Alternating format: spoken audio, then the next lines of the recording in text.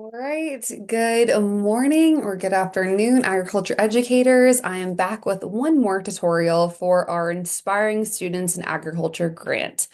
If you forgot where that grant is housed, please don't forget to go to fieldofhope.org and click on the Get Involved tab. From there, you can scroll down, select Students in Agriculture grant, check out all of the information that we have online, submit your application online, or download and print that application to turn in. So, in case you have any problems, please make sure to contact David Abong, Annie Oshaba, or Walter Akulu, and they'll be more than happy to help you with that application. But I'm not here to talk about the application process and how to download it. What I am here to talk about is the application process and some more details and some hints to help you along with applying for an Inspiring Students in Agriculture grant.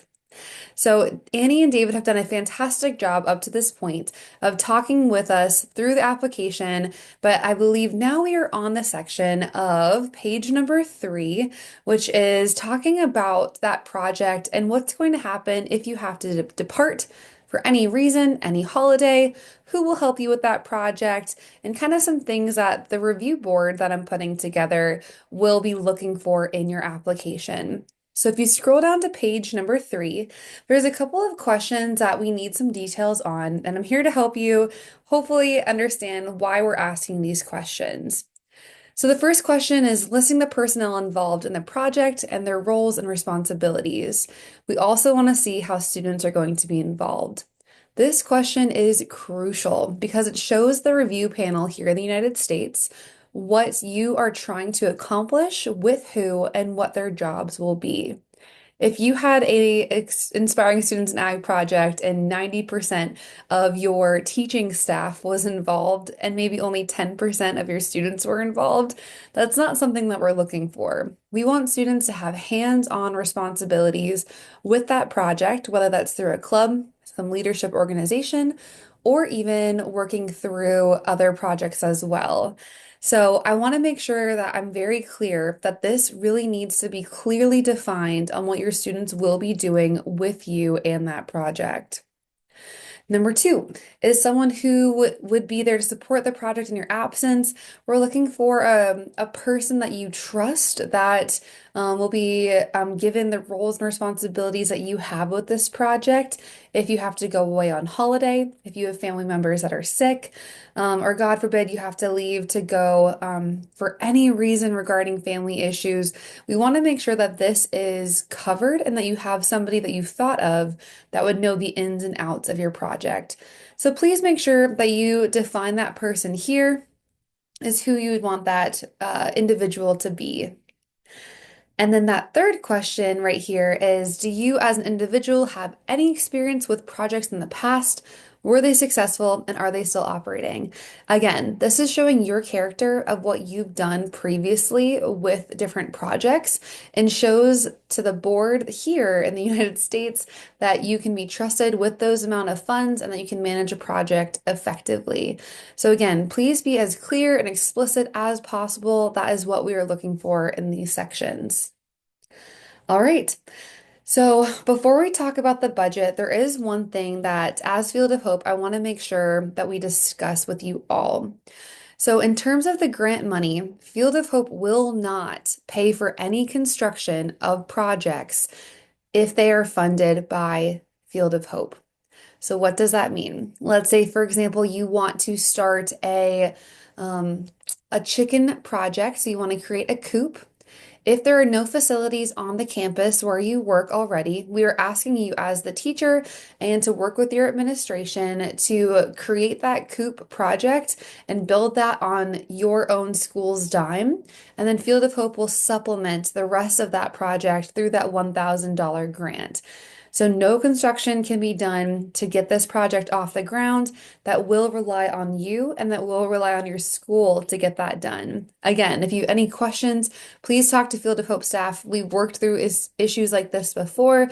And so if you have any problems or questions or simply want to talk through how do you talk to your administration about this, please let us know and we'd be happy to help facilitate that conversation. Also, if there are no facilities on that campus already, please note that we will be asking for the length of time that's required to construct that facility as well. So, if you have nothing already at your school, how long will it take for you all to accomplish that task at hand? So, again, you're just giving us the clues and hints to help us understand on how long the project will take to get off of the ground. All right, if you scroll down to page number 4, you'll see this is a huge section, right? We want to know and have you describe how you plan to use the grant funds that we give you at your school. That can include items, quantity, cost. It can include things that you can see help facilitate classroom instruction when you're out in those grant areas. But again, please, please, please make sure that none of those dollars will be allocated towards construction. Again, that is your responsibility. Now, I know that the budget section may seem like, oh, once I get the money, I'll know exactly what to do. I'll plan for it and price things out once I get those funds. I really want everyone to hear me when I say to have a complete application, we need to make sure that you've thought through all of these steps. So, yes, although you give homework to your students, we're giving homework to you to make sure that you do your due diligence and understanding how much the items cost, how many will you need, and what are just those total costs that you'll need to complete that project. Please note, we do want to make sure that we're just very clear that the board that is reviewing this application doesn't really have a clue on how much items in Uganda cost. And so by you being explicitly clear on where those dollars are going, it'll give them a better understanding of what you need to accomplish that task at hand. So please make sure to fill out this entire table. If you do need more room, please just turn over that paper or even make a new sheet. And we will take that as a part of your application as well if you need more space. So don't think that we're limiting you to this amount of items. Grow into another paper if you need that. All right, so scrolling down here is the last section that I want to talk about today. And that are what are the expected challenges during this project and what are the possible solutions to those challenges? Now, I know that we hate to think of problems that may arise. However, we're all human and projects do get messy. And so, as a reviewer coming in, I want to see that you have understood potential challenges and barriers that may happen with that project, but also you've thought through the different processes that you will take to create the solution. So I don't want and there to be like, oh, if the project fails, then we're done, right? No, we want to see, well, if the project fails, this is my next step, and this is how we're going to accomplish it together. I don't think any projects will fail. That's just an example. So think about different challenges, whether that's related to holiday breaks, whether that's related to disease that may happen within animal projects, to crop failure that happens with our vegetable production projects, or even fish failure if you want to do an aquaculture project.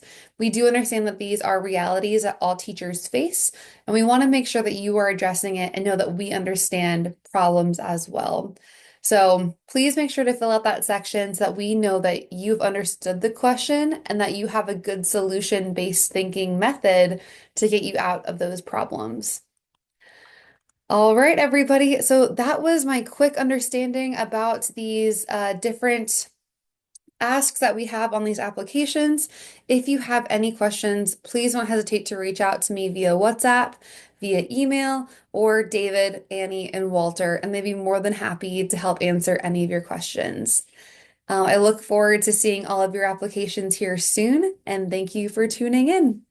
Bye.